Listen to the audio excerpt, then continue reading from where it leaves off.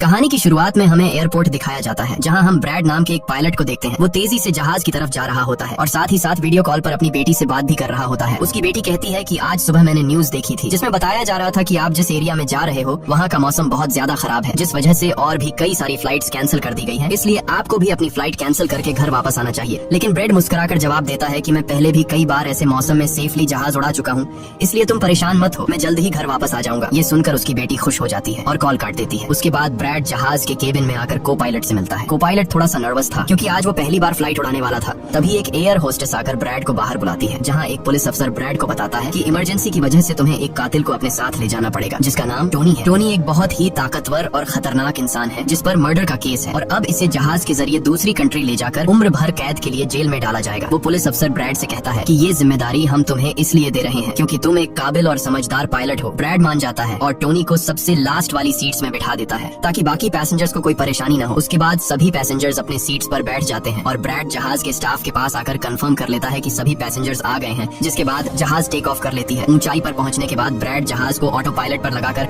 को पायलट के साथ अपनी फैमिली के बारे में बातें करने लगता है। ब्रैड को पायलट को मोबाइल में अपनी बेटी की फोटो दिखाता है और कहता है कि मैं अपनी बेटी से बहुत प्यार करता हूँ और हमारा इस दुनिया में एक दूसरे के अलावा और कोई भी नहीं है। दूसरी तरफ जहाज में बैठे पैसेंजर्स सफर को एंजॉय कर रहे होते हैं, लेकिन उन्हें पता नहीं था कि कुछ देर बाद उनके साथ बहुत ही बुरा होने वाला है। केबिन में बैठे दोनों पायलट्स भी खुश थे और जहाज भी नॉर्मल तरीके से फ्लाई कर रहा था, लेकिन तभी अचानक मौसम खराब हो गया और जहाज हल्के से झटके लेने लगा, जिस वजह से ब्रैड परेशान हो जाता है क्योंकि उसे कुछ ठीक नहीं लग रहा था। वो सभी मुसाफिरों को सीट बेल्ट बांधने के लिए अनाउंस करता है और रेडियो के जरिए वो कंट्रोल टावर से बात करने की कोशिश करता है, पर उसकी बात नहीं हो पाती क्योंकि मौसम खराब होने की वजह से यहाँ के सारे रेडियोस काम करना बंद कर देते हैं। तभी अचानक बिजली का तेज झटका प्लेन से आकर लगता है, जिस वजह से प्लेन जोर जोर से झटके लेने लगता है। ब्रैड पैसेंजर्स का हाल देखने के लिए केबिन से बाहर जाता है। पैसेंजर्स को देखकर ब्रैड को थोड़ा बहुत सुकून मिल जाता है क्योंकि सभी पैसेंजर्स सेफ थे, पर यहाँ अब धीरे धीरे लाइट बंद होती जा रही थी और तभी प्लेन को कई और झटके लगते हैं, जिससे ब्रैड का सिर सामने छत से टकराकर नीचे गिर जाता है और उसके माथे पर चोट लग जाती है। इस सूरत हाल को देखते हुए सभी पैसेंजर्स की हालत खराब होने लगी थी। ब्रैड जल्दी से वापस केबिन में आकर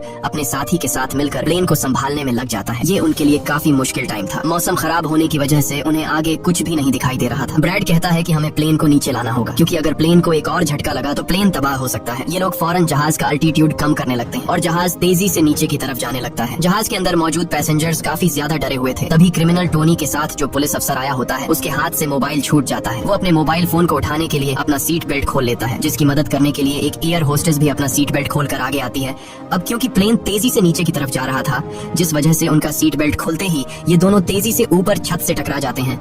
ये दोनों इतनी तेजी से छत से टकराते हैं कि उनकी तुरंत मौत हो जाती है। इतने में जहाज काफी कम अल्टीट्यूड पर आ जाता है और किसी तरह करके ये दोनों पायलट जहाज को कंट्रोल कर लेते हैं। लेकिन अब जहाज में ज्यादा पावर नहीं बची होती, इसलिए ब्रैड जहाज को एयरपोर्ट तक नहीं पहुंचा सकता था, जिस वजह से ब्रैड जहाज को नीचे लाकर समंदर में क्रैश लैंड करने का सोचता है। लेकिन तभी ये दोनों कुछ दूर एक आइलैंड देख लेते हैं, जिसके बाद ब्रैड जहाज की डायरेक्शन आइलैंड की तरफ कर लेता है और आइलैंड पर लैंड करने का फैसला करता है। कई मुश्किलों के बाद ब्रैड इस आइलैंड पर मौजूद एक रोड पर फाइनली इमरजेंसी लैंड कर लेता है। लकीली इस इमरजेंसी लैंडिंग में सभी पैसेंजर सही सलामत होते हैं और किसी को भी चोट नहीं आती। तभी जहाज में पीछे शॉर्ट सर्किट होता है, जिससे देखकर ब्रैड खुश हो जाता है क्योंकि जहाज में अभी भी थोड़ी बहुत बिजली बची हुई थी। सभी पैसेंजर्स के जहाज से उतरने के बाद एक एयर होस्टेस कैप्टन ब्रैड को बताती है कि क्रिमिनल टोनी को ले जाने वाला पुलिस अफसर मारा गया है और एक एयर होस्टेस भी मारी गई है। ये सुनकर ब्रैड बहुत ज्यादा मायूस हो जाता है। दूसरी तरफ एयरलाइन कंपनी का मालिक देखता है कि उसका एक जहाज अचानक गायब हो गया है क्योंकि उसने प्लेन को लैंड होते हुए नहीं देखा था और काफी देर से रेडियो खराब होने की वजह से उसका पायलट से कांटेक्ट भी नहीं हो पा रहा था। इसीलिए वो एयरलाइन कंपनी का मालिक स्कार्सडेल नाम के एक रेस्क्यू एक्सपर्ट को बुलाता है, जो ऐसे लोगों को ढूंढने का काम करता है जो मुश्किल में कहीं फंसे हुए होते हैं। एयरलाइन कंपनी का मालिक उसे कहता है कि मुझे मेरे प्लेन्स की सारी डिटेल्स चाहिए, जैसे वो कहाँ गया, उसके वर्कर्स और सभी पैसेंजर्स कहाँ हैं। जिसके बाद रेस्क्यू एक्सपर्ट अपने काम पर लग जाता है। दूसरी तरफ सारे पैसेंजर्स इस सोच में थे कि हम यहाँ क्यों उतरे हैं। ब्रैड सभी पैसेंजर्स को इकट्ठा करके समझाता है कि इमरजेंसी की वजह से हमें यहाँ उतरना पड़ा। प्लेन में अभी भी थोड़ी बहुत बिजली मौजूद है, जिससे हम बाकी चीजों को ठीक कर लेंगे। तब तक आप लोग यहाँ आराम से रहें और आप लोग घबराइएगा नहीं, बहुत जल्द हम यहाँ से निकल जाएंगे। जिसके बाद ब्रैड प्लेन के पास आकर उसे ठीक करने में लग जाता है, पर वो देखता है कि जहाज में पावर काफी कम है, इसलिए उन्हें मदद का इंतजार करना होगा। ये लोग मैप निकालकर खुद ही अपनी लोकेशन देखने लगते हैं ताकि उन्हें पता चल सके कि आखिर ये लोग किस जगह पर हैं। ब्रैड का साथी को पायलट नक्शा देखकर बताता है कि हम एक प्राइवेट आइलैंड पर फंसे हुए हैं। ये जगह बहुत ही खतरनाक है। यहाँ पर ऐसे लोग हैं जो किसी सरकार या गवर्नमेंट की बात नहीं मानते। अगर इन लोगों ने हमें पकड़ लिया तो हमारी जान खतरे में पड़ सकती है और हमारी गवर्नमेंट भी हमें नहीं बचा पाएगी। ये सुनकर ब्रैड कहता है कि अब कहीं से भी करके हमें अपनी रेस्क्यू टीम को यहाँ पर बुलाना ही होगा ताकि वो आकर हम सबको बचा ले, क्योंकि यही एक रास्ता है यहाँ से निकलने का। जिसके बाद ये दोनों मदद बुलाने के लिए रेडियो ठीक करने लगते हैं, लेकिन आसमानी बिजली के टकराने से रेडियो रेडियो बिल्कुल खराब हो चुका था। अब ब्रैड सभी पैसेंजर्स के पास आकर उन्हें बताता है कि किसी खराबी की वजह से रेडियो काम नहीं कर रहा, लेकिन आप सब परेशान मत हो। ब्रैड उन्हें तसल्ली देता है कि हम आइलैंड के दूसरी साइड पर जाकर रेडियो को ढूंढेंगे और कंट्रोल टावर को अपनी लोकेशन बताकर रेस्क्यू टीम को यहाँ पर भेजने के लिए कहेंगे, जो आकर आप सब लोगों को बचा लेंगे। और यहाँ ब्रैड एक बहुत बड़ा कदम उठाता है। वो कहता है कि मेरे साथ टोनी जाएगा। ये कहकर वो टोनी की हथकड़ी खोल देता है। यहाँ ब्रैड जहाज के को पायलट से कहता है कि तुम जहाज की पावर को रिपेयर करने के काम पर लग जाओ। मैं जल्द ही किसी भी कॉन्टैक्ट के जरिए रेस्क्यू टीम को यहाँ तक लाने की कोशिश करूंगा। जिसके बाद टोनी और ब्रैड रेडियो ढूंढने के लिए जंगल की तरफ निकल पड़ते हैं। रास्ते में टोनी ब्रैड को उस पर भरोसा करने के लिए थैंक्स कहता है। अब हम इस आइलैंड पर रहने वाले आतंकवादी ग्रुप को देखते हैं, जिनके पास एक आदमी दौड़ कर आता है और वो आदमी उस ग्रुप के लीडर को बताता है कि यहाँ आइलैंड पर एक प्लेन आकर रुका है इमरजेंसी की वजह से, और उसके अंदर बहुत सारे लोग हैं जो अलग अलग कंट्रीज से हैं। ये सुनकर ग्रुप का लीडर उस आदमी को कुछ पैसे देता है और ग्रुप का लीडर अपनी टीम से तैयार होने को कहता है। आइलैंड के जंगल में ब्रैड और टोनी आगे बढ़ रहे होते हैं। टोनी ब्रैड से पूछता है कि तुमने मुझे आजाद क्यों किया और अब मुझे कहाँ लेकर जा रहे हो। तब ब्रैड उसे कहता है क्योंकि मैं तुम्हारी वजह से सबको खतरे में नहीं डाल सकता और यहाँ एक खतरनाक आतंकवादी ग्रुप है जिसका मेरे साथ मिलकर तुम्हें सामना करना है। तब टोनी ब्रैड से कहता है कि मैं एक मिलिट्री बैकग्राउंड से हूँ और मैं यूएस मिलिट्री में कई साल ड्यूटी कर चुका हूँ। कुछ ही देर में पीछे से टोनी की आवाज आनी बंद हो जाती है। जब ब्रैड पीछे मुड़कर देखता है तो टोनी वहाँ नहीं था। वो ब्रैड से अपनी जान छुड़ाकर भाग चुका था और अब ब्रैड अकेले ही जंगल में आगे निकल पड़ता है। जंगल में आगे बढ़ते हुए ब्रैड एक खाली पड़ी फैक्ट्री में जाता है जहाँ वो एक टेलीफोन को ढूंढ लेता है, लेकिन वो पुराने जमाने का टेलीफोन खराब पड़ा हुआ था। जिसके बाद ब्रैड साइड पर लगे उस टेलीफोन के तार जोड़ने लगता है और टेलीफोन काम करने लग जाता है। ब्रैड जल्दी से कंपनी के हेल्पलाइन पर कॉल करता है। ब्रैड हेल्पलाइन को अपनी लोकेशन और सब कुछ बता देता है, लेकिन लाइन में कोई गड़बड़ी होने की वजह से सामने वाले इंसान तक उसकी आवाज ठीक से नहीं पहुंच रही होती, जिस वजह से हेल्पलाइन वाले ब्रैड की कॉल काट लेते हैं। तब ब्रैड को एक आइडिया आता है। वो अपनी बेटी को कॉल करता है और उसे अपनी लोकेशन और बाकी सारी चीजें एक पेपर पर लिखकर उसके ऑफिस तक पहुंचाने को कहता है। तभी बातचीत के दौरान पीछे से एक आदमी आकर ब्रैड पर हमला कर देता है, लेकिन ब्रैड उसे काफी मुश्किल से काबू कर लेता है और उस आदमी को मार मार कर बेहोश कर देता है। तभी ब्रैड को महसूस होता है कि एक और आदमी इस कमरे में आ रहा है, इसीलिए जल्दी से वो छिप जाता है। पर वो आदमी कोई और नहीं बल्कि टोनी था, जिसने बहुत सारे गुंडों को मारकर उनके हथियार ले लिए थे। और वो ब्रैड को आवाज देता है कि डरो मत, बाहर निकलो। फिर जब ब्रैड सामने आता है तो टोनी ब्रैड को एक बंदूक पकड़ा देता है उसकी हिफाजत के लिए। उसके बाद ये दोनों जब फैक्ट्री के नीचे वाले फ्लोर में आते हैं तो यहाँ उन्हें एक कैमरा मिलता है। कैमरा की रिकॉर्डिंग और वहाँ पड़े पासपोर्ट से इन्हें पता चलता है कि इस आइलैंड पर रहने वाले आतंकवादी लोगों को किडनैप करके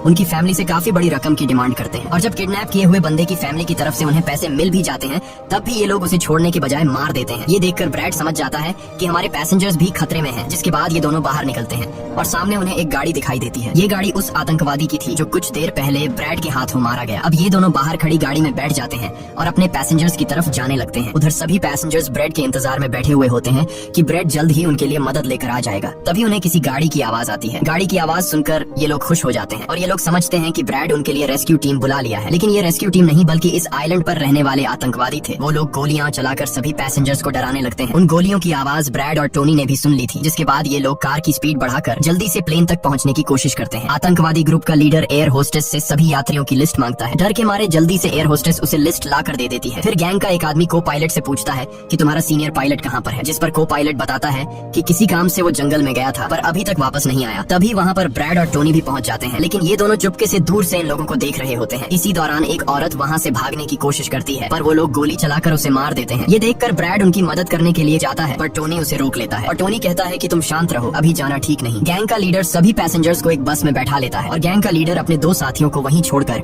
उनसे कहता है कि जाओ, जहाज के अंदर जो भी कीमती सामान है उसे ले आओ। जिसके बाद ये लोग सभी पैसेंजर्स को अपने अड्डे पर ले जाने लगते हैं। गैंग के जाने के बाद ब्रैड टोनी पर गुस्सा करने लगता है कि वो लोग हमारे पैसेंजर्स को ले गए और तुमने मुझे जाने ही नहीं दिया। जिस पर टोनी उसे समझाता है कि वो लोग काफी ज्यादा थे, अगर तुम चले भी जाते तो इतनी बड़ी आर्मी से अकेले नहीं लड़ पाते। अब ये दोनों प्लेन की तरफ बढ़ने लगते हैं और उन दोनों गुंडों को पकड़ लेते हैं जो प्लेन से कीमती सामान चुरा रहे थे। ब्रैड गन पॉइंट पर उनसे पूछता है कि तुम्हारा लीडर पैसेंजर्स को कहाँ पर लेकर गया होगा, जिस पर वो बताता है कि यहाँ से कुछ दूर हमारा एक अड्डा है और वो सब वहीं गए होंगे। दूसरी तरफ ब्रैड की बेटी रेस्क्यू एक्सपर्ट के पास ब्रैड का लिखवाया हुआ पेपर दे देती है जिस पर प्लेन का लोकेशन और सारी जानकारी लिखी गई होती है। रेस्क्यू एक्सपर्ट सैटेलाइट की मदद से प्लेन की लोकेशन का पता लगा लेता है। उन्हें पता चल जाता है कि प्लेन एक आइलैंड पर फंसा हुआ है और उन्हें ये भी पता चल जाता है कि इस आइलैंड पर एक खतरनाक आतंकवादी ग्रुप है। इसके बाद वो रेस्क्यू ऑफिसर अपनी एक प्राइवेट आर्मी के कैप्टन को कॉल करता है और उसे ये सारी सिचुएशन समझाकर उस आइलैंड पर जाने को कहता है। प्राइवेट आर्मी का कैप्टन मान जाता है और अपने साथियों के साथ एक पैसों का भरा हुआ बैग और कई सारे वेपन्स के बैग गाड़ी में लोड करके उस आइलैंड पर जाने के लिए रेडी हो जाते हैं। दूसरी तरफ ब्रैड देखता है कि उन आतंकवादियों के ले जाने से पहले जहाज के को पायलट ने जहाज का पावर सिस्टम रिपेयर कर लिया था और ब्रैड देखता है कि जहाज में पावर वापस आ गई है, जिसे देखकर वो बहुत खुश हो जाता है। अब ब्रैड आने वाले प्राइवेट आर्मी टीम के लिए अपनी यूनिफॉर्म पर एक मैसेज लिखकर छोड़ देता है और टोनी के साथ उस जगह पर निकल पड़ता है जहाँ गैंग वाले प्लेन के सभी पैसेंजर पैसेंजर्स ले गए थे। जंगल के रास्ते से होते हुए ये दोनों उन आतंकवादियों के अड्डे पर पहुंच जाते हैं और ये दोनों गाड़ी से निकलकर चुपके से उस जगह में घुस जाते हैं जहां वो सारे गुंडे पैसेंजर्स को डराकर उनकी वीडियोस बना रहे थे ताकि ये वीडियोस इनकी फैमिली को भेजकर उनसे पैसे वसूल सके। दूसरी तरफ रेस्क्यू एक्सपर्ट की तरफ से भेजी गई प्राइवेट टीम भी प्लेन के पास पहुंच जाती है, पर उन्हें वहां जब कोई नहीं मिलता तो टीम का लीडर प्लेन के अंदर जाकर चेक करता है जहां उन्हें 2 लोगों की लाशें मिलती हैं। ये वो 2 लोग थे जिन्हें गैंग के लीडर ने प्लेन में से सारा कीमती सामान चुराने का कहा था, लेकिन ब्रेड ने उन दोनों को मार दिया। प्राइवेट टीम के कैप्टन को ब्रेड का छोड़ा हुआ मैसेज भी मिलता है जो उस आतंकवादी गैंग के अड्डे तक आने का रास्ता था। आतंकवादियों के अड्डे पर टोनी और ब्रेड चुपके से उन पर नजर रखे हुए थे और जैसे ही उन्हें मौका मिलता है ये दोनों चुपके से पीछे से आकर 2 आतंकवादियों को मार देते हैं। फिर ये दोनों चुपके से आगे बढ़ते हैं और एक कमरे के बाहर जा पहुंचते हैं। इस कमरे के अंदर सभी पैसेंजर्स को कैद करके रखा गया था। अब ब्रेड इन लोगों को छुड़ाना तो चाहता था पर वहाँ बहुत सारे गार्ड्स पहरा दे रहे थे और ब्रेड के पास दरवाजे का ताला खोलने की चाबी भी नहीं थी। इसके बाद ये दोनों एक एक करके उन गार्ड्स को मार गिराते हैं और टोनी तो हथौड़ा उठाकर कई सारे गार्ड्स को हथौड़े से मार देता है। यहाँ ब्रेड एक गार्ड से चाबी लेकर उन पैसेंजर्स को कमरे से आजाद कर देता है। वो उनसे कहता है कि जल्दी से उसी बस में बैठ जाओ जिसमें तुम सबको आतंकवादियों ने यहाँ लाया था, और वो सभी जल्दी से उस बस में जाकर बैठ जाते हैं। तभी टोनी ब्रेड के पास आकर बताता है कि यहाँ से गाड़ी के जरिए बाहर निकलने का सिर्फ एक ही रास्ता है, मगर वहाँ कई सारे गुंडे बंदूक लिए खड़े हैं जो हमें देखते ही हम पर गोलियां बरसाना शुरू कर देंगे। जब ब्रेड पैसेंजर्स की तरफ देखता है तो वो सभी बहुत ज्यादा डरे हुए होते हैं। अब यहाँ ब्रेड अपनी जान को खतरे में डालते हुए एक फैसला करता है और टोनी से कहता है कि मैं वहाँ पर मौजूद सभी आतंकवादियों का ध्यान भटकाऊंगा और तुम मौके का फायदा उठाते हुए सभी पैसेंजर्स को यहाँ से ले जाना। अब पहले तो टोनी ब्रेड को ऐसा करने से मना करता है।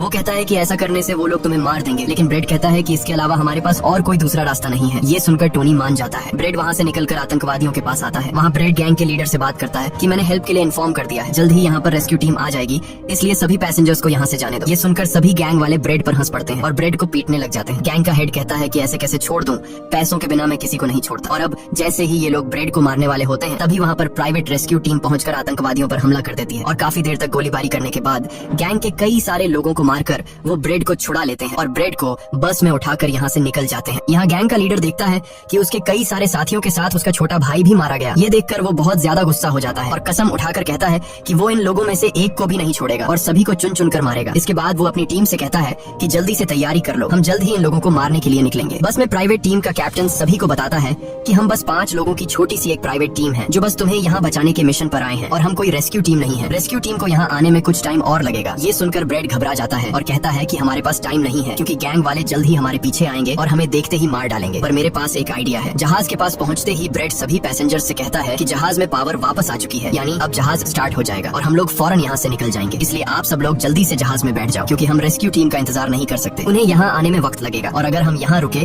तो उन आतंकवादियों के हाथों मारे जाएंगे। ये सुनकर सारे लोग प्लेन में बैठ जाते हैं जबकि ब्रेड प्लेन की तमाम चेकिंग करने में लग जाता है और प्राइवेट टीम के लोग पहले से आने वाले खतरे के लिए तैयार बैठ जाते हैं। तभी अचानक वो आतंकवादी ग्रुप आकर उन पर हमला कर देता है जिन्हें देखकर प्राइवेट टीम उन्हें रोकने में लग जाती है और यहाँ दोनों तरफ से काफी गोलीबारी होती है और इस प्राइवेट टीम के पास काफी अच्छी गन्स थी जिस वजह से वो बहुत सारे गुंडों को मार देते हैं। ब्रेड जल्दी से प्राइवेट टीम के लीडर को बताता है कि मैं अगले 5 मिनट बाद जहाज को स्टार्ट करने वाला हूँ और तुम सब भी जल्दी से जहाज में चढ़ जाना। इसके बाद ब्रेड टोनी के पास जाता है और उसका शुक्रिया अदा करता है कि तुमने मेरे इतने मुश्किल वक्त में साथ दिया। ब्रेड खुद को गोलियों से बचाते हुए अंदर जहाज में आकर अपने केबिन में बैठ जाता है और अपने साथी को पायलट के साथ मिलकर प्लेन को स्टार्ट करने में लग जाता है। उधर टोनी के पास गोलियां खत्म हो जाती हैं और जब वो बुलेट्स ढूंढने के लिए प्राइवेट टीम का बैग चेक करता है तो उसे वहाँ पैसों से भरा हुआ एक बैग मिलता है, लेकिन इस वक्त टोनी पैसों को छोड़कर दूसरी बैग से गोलियां निकालकर दोबारा आतंकवादियों से लड़ने लगता है। यहाँ तब तक ब्रेड भी प्लेन को राइट साइड पर घुमा देता है। अब प्राइवेट टीम के सोल्जर्स भी एक एक करके जहाज में चढ़ने लगते हैं और टोनी उन्हें कवर फायर देता है। पावर आने की वजह से रेडियो भी काम करने लग जाता है। अब ब्रेड को प्लेन कंपनी का मालिक बताता है कि मैं तुम्हें कोई सुरक्षित जगह बता दूंगा